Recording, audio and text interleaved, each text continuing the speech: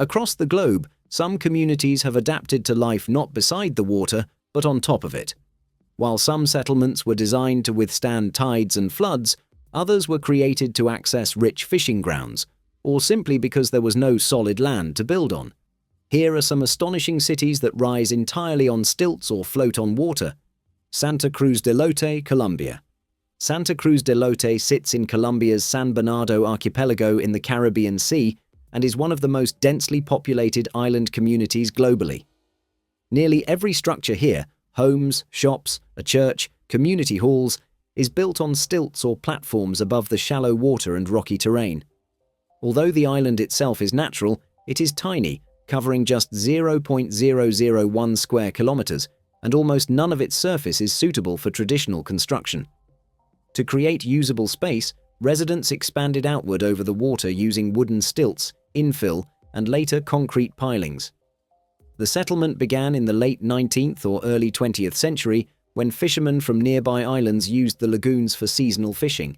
Over time, families established permanent homes, and as the population grew, they had no choice but to extend their structures over the water. Today, Santa Cruz del Lote is home to an estimated 700 to 1,200 people, making it one of the most densely populated inhabited areas in the world. Fishing remains the community's main livelihood, with many families keeping small wooden boats tied directly beneath or beside their stilted homes. The island maintains close economic ties with Makoko Island and the main port of Tulu, which supply drinking water, fuel, and essential goods, as Santa Cruz del Lote has no natural freshwater sources. Life here comes with challenges. Potable water must be shipped in, and waste management is difficult due to the island's small size and lack of soil. Electricity is limited, though some homes now use small generators and solar panels installed through recent development initiatives. The local school, also built on stilts, serves the island's children, and transportation occurs either by foot along narrow walkways or by boat. Despite these obstacles, the community remains vibrant and stable, with families who have lived here for generations, proving remarkable resilience in one of the world's most unique stilt-supported settlements. The Uros floating islands, Bolivia. The Uros floating islands are one of the most fascinating examples of a community living entirely on artificial platforms. Located on Lake Titicaca, one of the highest navigable lakes in the world at about 3,800 meters above sea level, these islands are built almost entirely from reeds, which grow abundantly along the lake's edges. For centuries, the Uros people have used these reeds to construct floating surfaces, homes, boats, and even lookout towers. Each island is created by layering large blocks of reed roots, which naturally float, and topping them with thick mats of cut reeds. Because the top layers rot from constant exposure to water, islands require regular maintenance, often every 1 to 2 weeks. Sizes vary. Some islands host only a few families, while others support small community spaces for gatherings or cultural demonstrations. The exact origins of the Uros people and their floating settlements remain partly shrouded in mystery. Oral traditions suggest that reed-based habitation may date back several centuries, originally as a defensive measure against conflict. Today, many families maintain traditional lifestyles based on fishing, bird hunting, and reed harvesting, while others earn income from tourism. Daily boat tours from nearby Puno bring visitors to the islands, and some residents now balance tradition with modern touches, like solar panels and small shops for tourists. Despite these adaptations, the fundamental construction method remains unchanged. These islands are living communities where real families continue to thrive, preserving a unique cultural heritage that has survived well into the 21st century, a rare and remarkable feat in today's rapidly changing world. Kampong Ayer, Brunei. Kampong Ayer is one of the largest and continuously inhabited stilt-based urban settlements in the world. Located along the Brunei River in Bandar Seri Begawan, the capital of Brunei, this vast network of stilt houses, wooden walkways and bridges has existed for more than 500 years. Often called the water village of Southeast Asia, Kampong Ayer is home to an active population estimated between 10,000 and 13,000 residents spread across more than 40 interconnected villages. Homes here are built on tall timber stilts anchored into the riverbed, with some updated using modern materials like concrete, though the fundamental design of elevated living remains intact. The village isn't just a collection of houses. It has schools, mosques, fire stations, police posts, and clinics, all built on stilts or adjacent floating platforms. Tourism contributes significantly to the local economy, with visitors exploring the settlement by boat or walking along elevated pathways. Despite modernization, the cultural identity of Kampong Ayer remains strong, with many families living here for generations. While some residents have moved to land-based housing, most prefer the water-based lifestyle for its tight-knit community and unique way of life. Early Western visitors dubbed it the Venice of the East, though the analogy only scratches the surface. Kampong Ayer stands as one of the rare examples of a fully functioning stilt city in the modern era, blending tradition, culture and community life over the water. Koh Panyi, Thailand.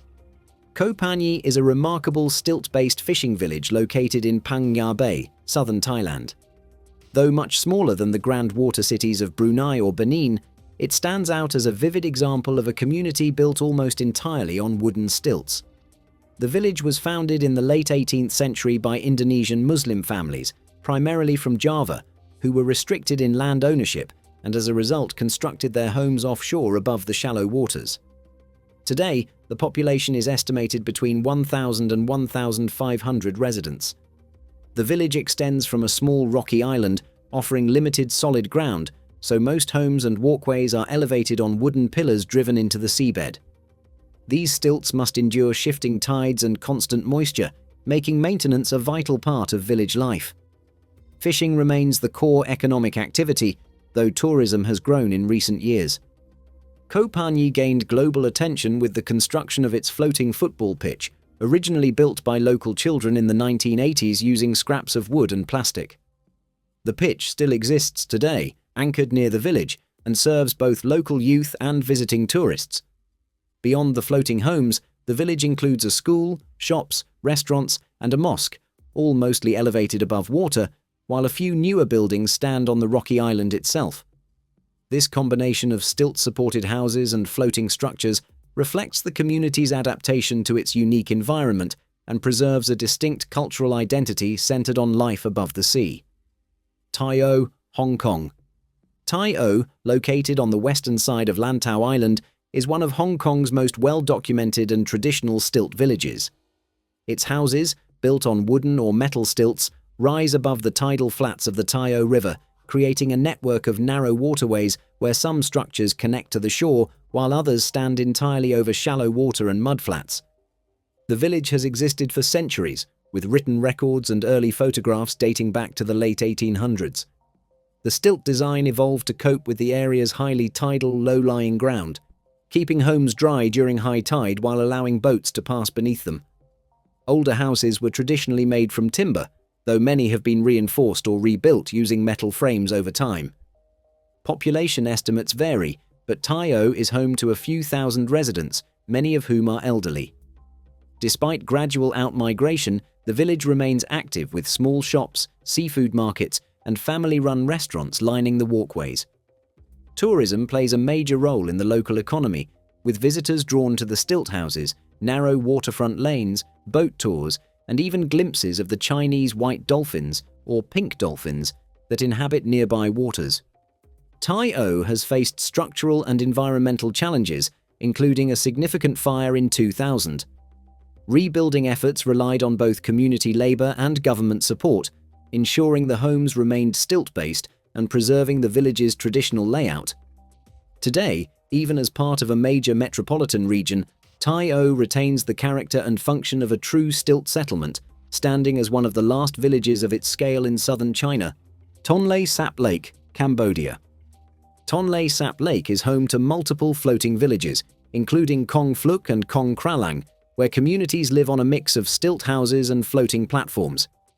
These settlements are uniquely adapted to one of the most dramatic seasonal water level changes in the world. During the rainy season, the lake can expand several times its dry season size, requiring homes to either rise with the water or float along its surface. Floating houses are built on buoyant bamboo rafts or plastic drum pontoons, moving with seasonal changes, while stilt houses rise 6 to 10 meters above the ground, remaining habitable even at peak flooding. During the dry season, the stilts tower over exposed land, and in the wet season, boats pass directly beneath them. Villages like Kong Kralang can host several thousand residents, forming significant year-round communities. Fishing is the main livelihood, as Tonle Sap is one of Southeast Asia's most productive freshwater fisheries. Over the past 2 decades, tourism has grown, with boat tours allowing visitors to observe daily life on the water. While tourism brings income, it also raises concerns about waste management and environmental pressures, including water pollution, declining fish stocks, and sedimentation changes. Despite these challenges, Tonle Sap's floating villages remain a striking example of human ingenuity, communities that must literally move or rise to survive, adapting to the rhythms of one of the world's most dynamic lakes. Makoko, Nigeria. Makoko, situated along Lagos Lagoon, is one of West Africa's most documented stilt-based urban communities, and it has a fun name to say. Often called the Venice of Africa, this comparison is more stylistic than literal, but decades of research and photography confirm that thousands of homes line the waterfront, all built on wooden stilts.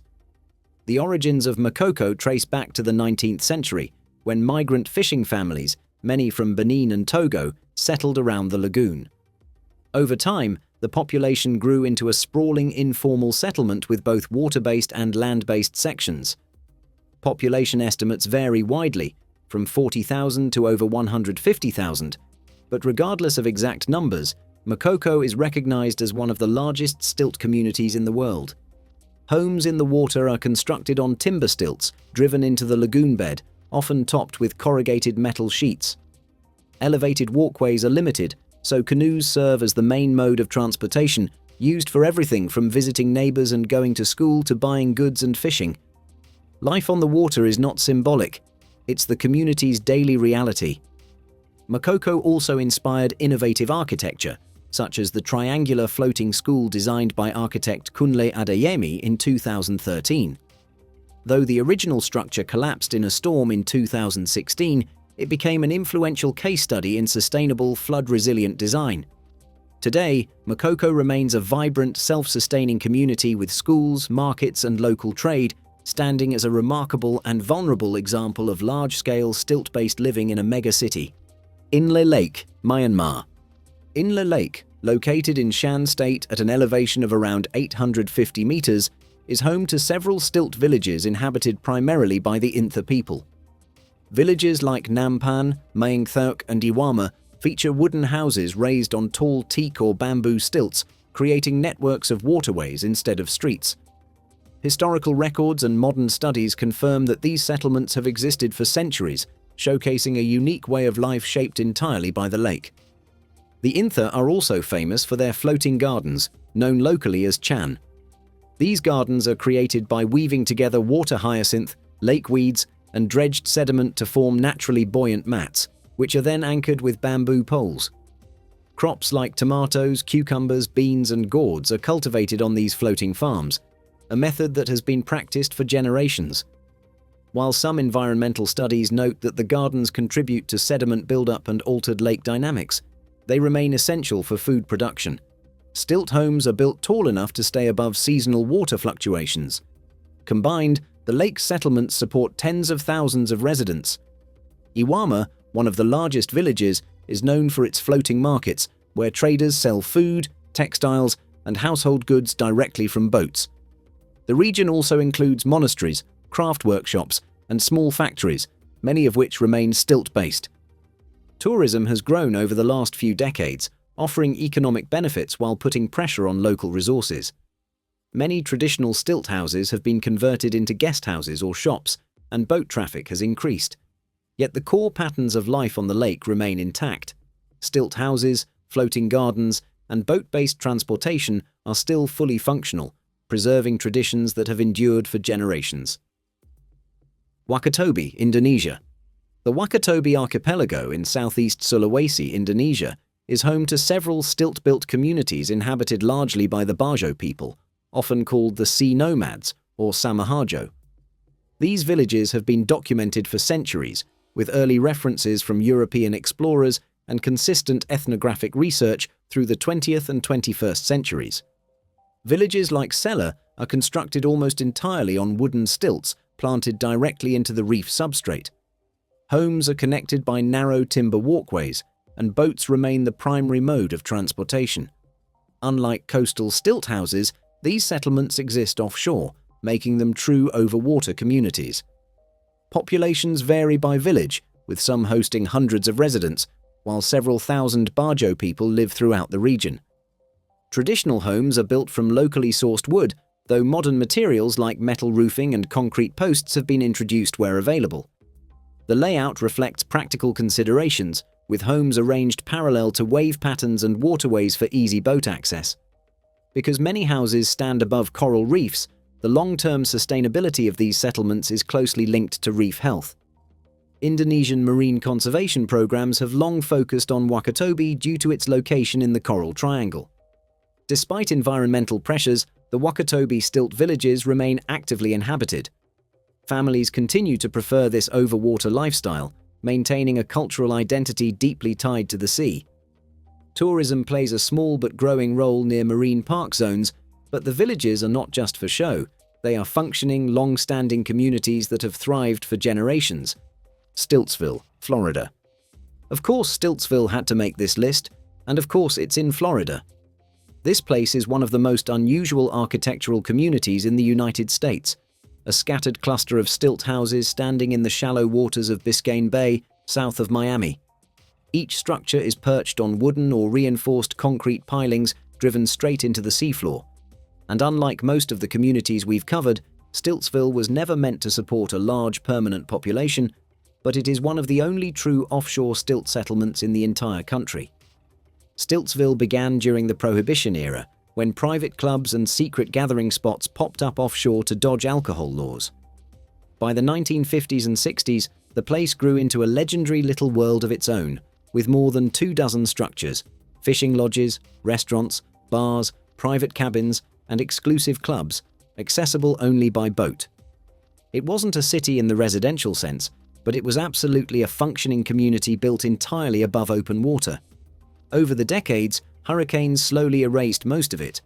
Hurricane Betsy in 1965 did serious damage, and Hurricane Andrew in 1992 destroyed even more. Later storms reduced the surviving structures to just 7. Today, the National Park Service and local non-profits work together to preserve the remaining buildings as historical and educational sites. The surviving houses still stand on their original pilings, visible from boats and even from the air. They're relics of a strange chapter in American coastal culture, one of the only examples of a true overwater stilt settlement in the US. Not floating, not symbolic, but real functional structures built entirely above open sea. The fishing stilt districts of Japan. Japan today is known for neon cities, bullet trains, and ultra-modern skylines. But along its eastern coastline, especially in the Gyotoku and Urayasu regions near Tokyo, entire fishing towns once stood partly on stilts. These weren't myths or old traveler exaggerations. Their existence is supported by photographs, maps, and written accounts from the Meiji, Taisho, and early Showa eras. And though most of these districts disappeared during Japan's explosive post-war development, they remain an important chapter in the country's maritime culture. Back then, the shoreline of Tokyo Bay looked nothing like the straightened, reclaimed coastline we see today. It was a huge, sprawling system of tidal flats, wide, muddy, and constantly shifting with the tides. The water rose and fell dramatically every day, storm surges regularly reached inland, and the ground itself was too soft for normal construction. So fishermen adapted. Warehouses, boat sheds, drying platforms, and workshops were built on timber stilts driven into the mud. The stilts weren't towering Southeast Asian-style pillars, but they were essential for keeping floors dry and protecting equipment from the tide. These communities relied almost entirely on the sea. Families harvested clams from the tidal flats, cultivated nori in the shallow water, and used small flat-bottomed wooden boats called itabune, designed to glide over mud and shallow channels. Examples of these boats are still preserved in places like the Urayasu City Folk Museum, along with detailed records of the region's fishing life. But everything changed in the 1950s and 60s. As Japan modernized at breakneck speed, massive land reclamation projects transformed Tokyo Bay. Tidal flats were filled in, marshes became neighborhoods and industrial zones, and the stilt districts slowly vanished beneath new ground. Even so, their history hasn't been erased. Archival photography from the late 1800s, hand-drawn maps, fishermen's logs, and oral histories continue to reveal how these communities lived. Museums in Gyotoku and Urayasu maintain full-scale reconstructions, carefully built using historical measurements and materials, so visitors can walk through accurate recreations of these stilted fishing environments. Japan isn't usually associated with stilt villages, but the research is clear. Before the modern coastline existed, these water-adapted stilt districts were a vital part of life along Tokyo Bay. The Bajau Laut stilt villages of Semporna, Malaysia. In the waters around Semporna in Sabah, Malaysia, you'll find some of the world's most remarkable stilt villages, home to the Bajau Laut, an ethnic group often called the sea nomads. For centuries, the Bajau have lived in a fluid world between land and ocean, with some families residing on boats and others settling in permanent stilt houses. Together, they represent one of the clearest examples of humans adapting almost entirely to a marine environment. Over generations, the Bajau Laut established stilt villages in the shallow offshore lagoons around Semporna. Their homes are raised on tall mangrove wood stilts or other sturdy local hardwoods, often arranged in clusters above calm, reef-protected waters. The villages form narrow networks of wooden planks, or sometimes no walkways at all, with travel done entirely by boat. These houses stand high above the tides, allowing canoes and small fishing boats to pass directly beneath the floors during high water. The structures themselves remain simple but effective. Walls and floors are traditionally made from timber and palm materials, though over the years, metal roofing and other modern additions have appeared. But the essence of the architecture, elevated homes built over open water, remains unchanged. Fishing is the heartbeat of Bajau life. Their economy revolves around reef fish, sea cucumbers, and shellfish gathered from the surrounding waters. Scientific studies based on real biomedical fieldwork have even documented unique physiological traits in some Bajau populations, such as unusually large spleens that may help them stay underwater longer. This isn't folklore. It's lab-verified human adaptation shaped by generations of diving. Daily life unfolds entirely on and above the sea. Families travel by boat to markets, fishing grounds, and nearby islands. Children learn to swim and handle boats as naturally as other kids learn to walk. Stilted prayer huts, tiny shops, and simple communal platforms rise above the water. There's no full electrical grid here, but some homes rely on solar panels or small generators to power basic lighting. Beneath the homes, fishermen repair nets on narrow platforms as boats glide through the gaps. Kids leap into the water from wooden planks. The tide moves in and out beneath people's feet. These aren't tourist showpieces or recreations. The Semporna Bajau Laut villages are living, breathing communities, built on stilts, shaped by the ocean, and sustained by generations of maritime knowledge. They offer one of the most authentic surviving examples of a real, enduring water-based way of life, where people don't just live near the sea, but literally above it. The fully floating city of Tonle Sap. Kampong Luong is one of the most thoroughly documented settlements on Cambodia's vast Tonle Sap Lake, and unlike many places casually described as floating, this one is literal. Almost every major structure here, houses, shops, schools, churches, even temples, rests entirely on buoyant platforms that rise and fall with the water. This isn't a shoreline community, it is a city that floats. Tonle Sap itself is one of the most extraordinary freshwater systems on Earth. Each year, due to the famous reversal of the Tonle Sap River, the lake expands massively. During the monsoon, the river changes direction and forces water into the lake instead of carrying it out. As a result, Tonle Sap swells from around 2,500 square kilometers in the dry season to more than 10,000 square kilometers in the wet season, submerging forests, grasslands, and floodplains. For centuries, people have adapted to this ever-changing environment by building their homes directly on the water. Floating structures rely on buoyancy from metal drums, bamboo pontoons, or large plastic barrels. Houses are anchored to long poles driven into the lakebed or secured by weighted ropes to prevent drifting.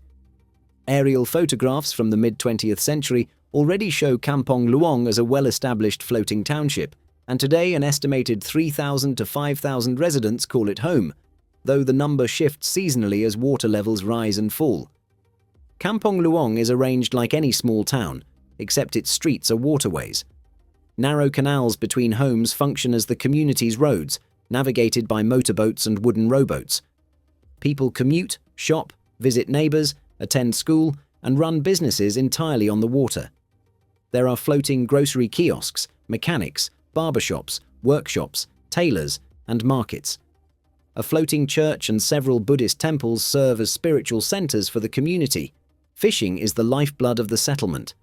Tonle Sap is one of the world's most productive inland fisheries, supplying the majority of Cambodia's freshwater fish.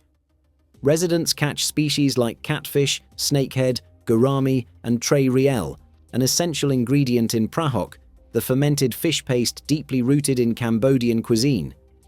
Fishing continues year-round, though income often fluctuates with spawning seasons and evolving lake regulations.